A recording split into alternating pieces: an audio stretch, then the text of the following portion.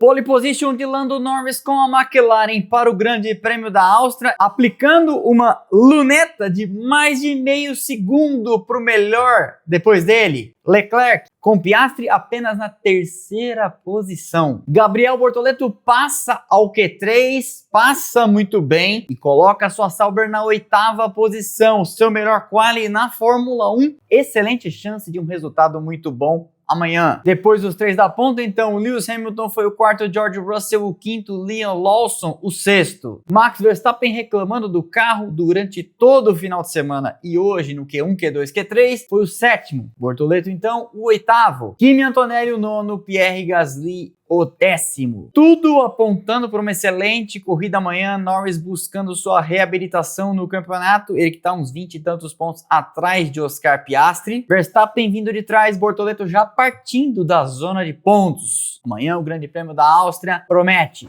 Sol entre nuvens, asfalto a 47 graus, 27 de temperatura ambiente, verão na Europa, a gente sabe. Temperaturas acima do que a gente esperava, porque a previsão do tempo, ela prevê o tempo, ela nem sempre acerta. E a primeira parte, o Q1, você já sabe, 20 carros na pista disputando 15 vagas, os 5 piores eliminados. Stroll foi o primeiro, abre e volta numa Aston Martin que vem andando bem nesse final de semana. Spoiler, ele seria eliminado ainda no Q1, mas nesse momento vinha bem. Na pista, as Alpine, Haas, Williams, Sauber, todo mundo tentando volta, os carros da frente guardando um pouco para depois. Stroll começou com 1,6 cravado, daí um pouco veio Esteban Ocon com 1,5745, já estabelecendo aí 2 décimos e meio. Com 5 minutos de sessão, aí sim começaram a aparecer os carros da ponta. Ferrari, McLaren, Mercedes, Red Bull. Mas antes que eles saíssem e começassem a marcar suas voltas, Hülkenberg passou e completou a melhor volta até aquele momento. 1,5681. Primeira posição com Ocon em segundo, Gabriel Bortoleto 0,101 do companheiro. Terceiro, Verstappen foi o primeiro da ponta a fazer tempo, reclamando bastante do carro, algumas traseiradas, perdeu a frente na curva 5, mas ainda assim fez uma volta boa o suficiente para até aquele momento subir para a primeira posição, 1,5 e 1. Mas aí Lando Norris com a McLaren passou e entrou na casa de 1,4. 1,4672.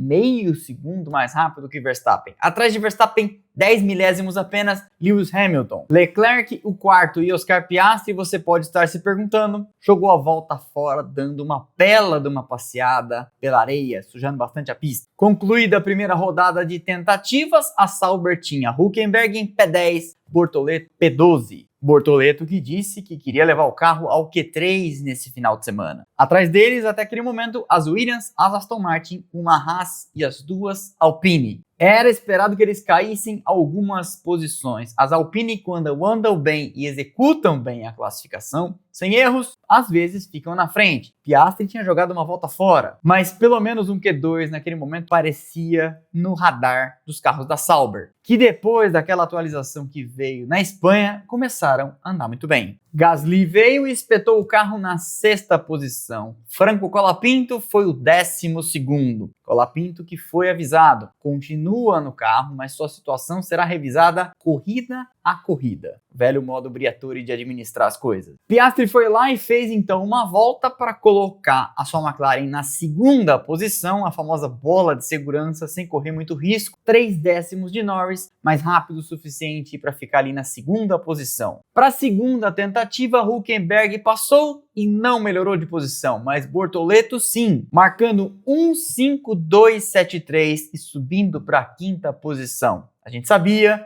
muita coisa ainda ia acontecer, muita gente ainda ia melhorar, mas considerando tudo, parecia tempo bom o suficiente para passar para o Q2. Hülkenberg, por sua vez, não, que já estava àquela altura ali na 13ª posição, bem mais perto da eliminação do que de passar. Mas com 5 minutos faltando, dava tempo de Hülkenberg tentar, dava tempo de Bortoleto também. Naquele momento, a zona de eliminação contava com Ocon, Tsunoda, Colapinto, Carlos Sainz reclamando muito do carro e Nico Hülkenberg. Bortoleto passou, melhorou de novo e subiu da 10ª posição, porque ele já tinha escorregado com mais gente melhorando, para a 8ª, fazendo um tempo na casa de 1,501. 0,445 da ponta. Bom resultado. Hülkenberg não melhorou e com isso foram eliminados Ocon, Stroll, Tsunoda, Carlos Sainz e Hülkenberg. Sainz falando muito, gente, o assoalho só pode ter dano, porque o carro está inguiável. E Yuki Tsunoda ficando no Q1 com o carro da Red Bull, falando também, não tenho nenhuma aderência na frente, o chamado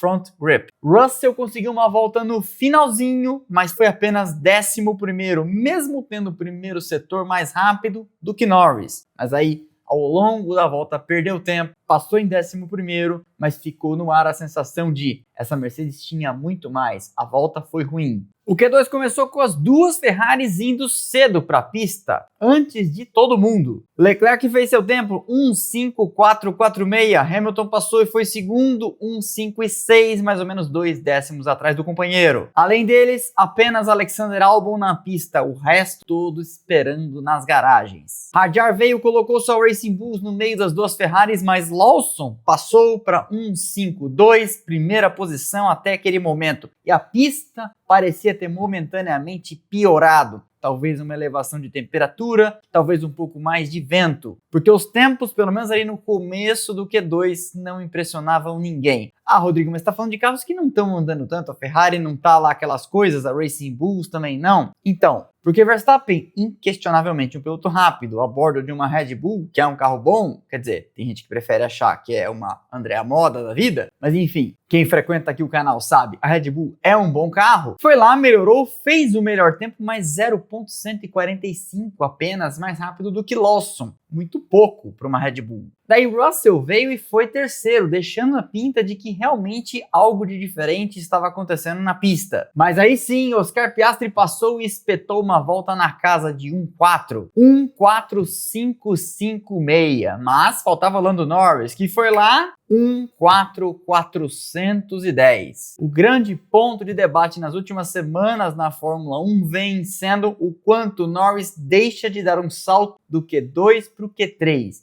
E Piastri, muitas das vezes, anda o final de semana inteiro atrás do companheiro e na sessão que importa, o Q3 dá um salto que Norris não vem conseguindo dar. Se você olhar desde o começo do ano, treinos livres 1, 2 e 3 e quali 1, 2 e 3, só no Q3 e Piastri, na média, é claro, dá um salto que Norris não consegue encontrar de desempenho. Restava então saber se isso aconteceria hoje, mas antes disso, muita coisa ainda faltava para acontecer na pista. E de repente, muita coisa aconteceu na pista, inesperada. Bandeira vermelha. Bateu? Quem bateu? Quebrou alguém? Não. A grama pegou fogo. Muito calor, asfalto quente, tempo seco e às vezes voa alguma faísca dos carros, cai na grama e ela pega fogo. Ou isso, ou Leonardo DiCaprio tá aí colocando fogo nas florestas novamente. Sessão então interrompida, relógio congelado, faltando 5 minutos para o final do Q2. Naquele momento na zona de eliminação, Albon, Berman, Fernando Alonso, Gabriel Bortoleto e Franco Colapinto. Para passar Bortoleto ia ter que achar ali mais ou menos uns 3 décimos, considerando que todo mundo teria que melhorar. Na transmissão projetaram o tempo de eliminação na casa de 1:5.2. Bortoleto tinha feito 1:5.1 no Q1, portanto, dava. Berman passou e saiu da eliminação com 1:5.312. E aí, Bortoleto, rapaz, 1.4846 subiu, ainda que momentaneamente, para a terceira posição. Na frente das Ferraris, 10 milésimos atrás de Max Verstappen. Todo mundo ainda na pista, todo mundo para melhorar. Veio Gasly, passou, subiu, mas entrou abaixo de Bortoleto. Russell, mesma coisa. Antonelli, também. Veio Colapinto, melhorou, mas também atrás. Leclerc passou, colocou seu carro na frente de Bortoleto, mas de repente, então, ele estava ainda na 5ª posição. Todo mundo que tinha que fazer volta fez e, primeira vez no Q3, passou e passou muito bem, com folga entre os 10, 2 décimos e meio melhor do que o último, que passou para a terceira parte. Atrás dele, vou colocar na tela, Gasly 0.436 da ponta, Russell, Hamilton, Lawson e Antonelli 0.642. Portanto, essa era a folga que ele tinha, era o colchão. Excelente resultado e a Sauber, de fato, depois da atualização de Barcelona, deu start. Hülkenberg pontuou muito bem 2 vezes e falta agora o Gabriel desencantar. Seria ou será neste domingo na Áustria? Ano passado ele ganhou lá na Fórmula 2, não ganhou? Eliminados então, Alonso, Albon, Hadjar, Franco Colapinto e Oliver Bearman. O Q3 começou com Oscar Piastri e Lando Norris indo rápido para a pista, não era hora mais de esconder o jogo, como gosta de dizer Galvão Bueno, é a hora de mostrar quem tem mais garrafa para vender. Piastri vinha muito rápido e já marcou de cara 1.4554, colocando sua McLaren número 81 na primeira posição, mas faltava Norris, e faltava responder a pergunta, Norris vai ter aquele tantinho a mais para dar no Q3? Pois ele tinha 1.4268, já aplicando 3 décimos no companheiro e avisando, aqui não. Verstappen passou e subiu para terceiro,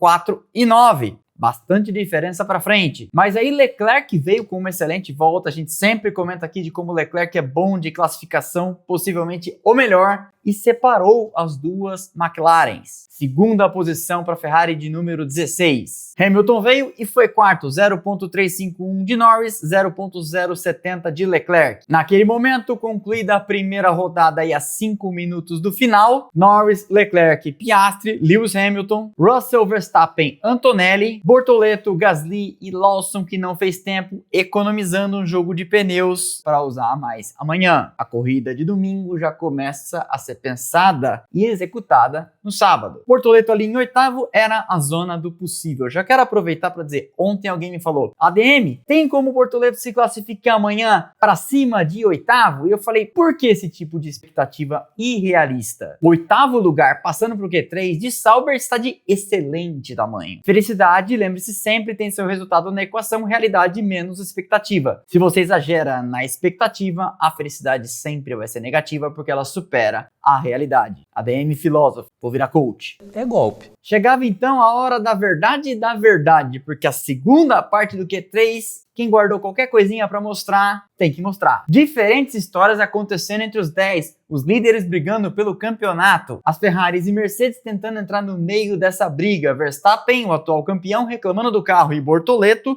na sua melhor classificação até aqui. Foi o Q3 e era oitavo. Tudo ao mesmo tempo. Verstappen veio e abandonou sua segunda tentativa, mas abandonou e continuou acelerando na reta e deu um belo vácuo para Bortoleto, que abria sua volta. Entre ele abrir e concluir, o desfecho do quali viria, porque Russell veio, não melhorou, Leclerc passou e também não. Mas Norris, rapaz, 1.3971, volta mais rápida do final de semana por muito. Meio segundo mais rápido que o segundo, que no caso foi Leclerc, porque Piastri errou na volta, jogou mais uma tentativa fora, já ficando claro que a pole seria de Lando Norris, mas faltava Gabriel Bortoleto na pista, ele tinha caído para nono com a melhora de Lawson, estava 1.370 atrás de Norris, que tinha melhorado sua marca, passou e subiu, voltando para a oitava posição, 1.161 de Norris, portanto, achou 2 décimos numa volta muito boa. Pole position então de Lando Norris numa volta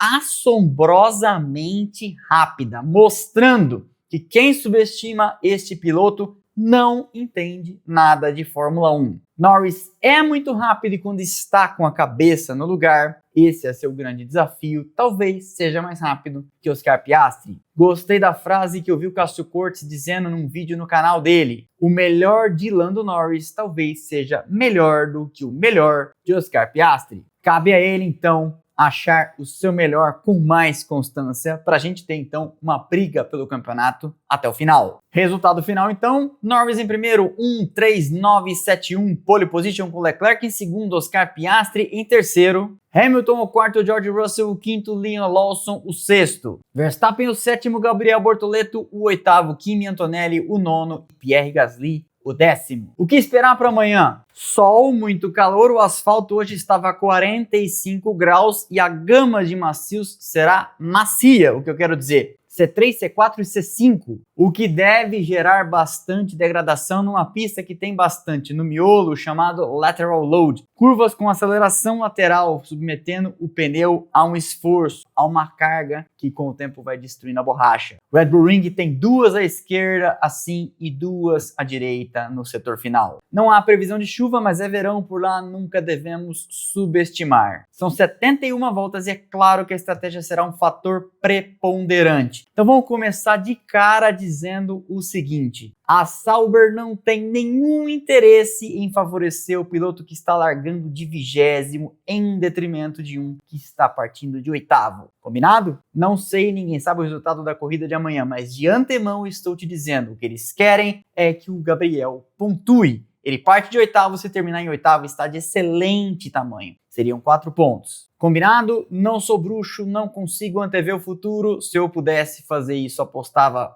todo o meu dinheiro no Bortoleto, sabendo que vai dar certo. E amanhã nem aparecia pra live e ia gastar o dinheiro. Mas vivemos em tempo em que o óbvio precisa ser explicado. Tem que escrever contém ovo na caixa de ovo. Se a Sauber trombasse com o gênio da lâmpada e pudesse fazer um pedido, ela faria: quero meus 2 carros nos pontos amanhã. Se o gênio dissesse não dá, só um, ela falaria: bom, faz mais sentido que seja o Gabriel, ele já está em 8º. Norris tem a faca, o queijo e Leclerc na mão para ajudá-lo a abrir uma distância e ir embora. Vencer a corrida, descontar a diferença para Piastri, voltar para a briga pelo campeonato, que amanhã precisa e cabeça fria que é, provavelmente vai fazer uma corrida cerebral. Se ele chegar em segundo, contém os danos, Norris só descontaria 7 pontos. Tá ótimo. O que ele tem que fazer é se livrar de Leclerc, estar ali na alça de mira para quem sabe no fim da corrida tentar um undercut, tentar alguma coisa e por que não buscar a vitória. Mas Norris com a pole position e com o carro consistentemente andando bem o final de semana inteiro e com a cabeça aparentemente no lugar, pode ser considerado o favorito. Amanhã o Grande Prêmio da Áustria tem largada às 10 horas da manhã. Eu encontro vocês aqui a partir de 15 para as 9, 9h45 na nossa transmissão alternativa Outro Canal. Vou deixar o link fixo aqui embaixo na descrição, no primeiro comentário também, onde também está o link para o site da ReHap e posto nos stories mais tarde para você também. Putz, onde está a transmissão do Outro Canal? Tá aqui no canal, mas também estará lá no Instagram para você entrar. Acabou a corrida amanhã, almoço, sento aqui no computador, começo a preparar os slides e reencontro vocês 18 horas para nossa live pós-corrida, comentando das notícias do que acontecer dentro e fora da pista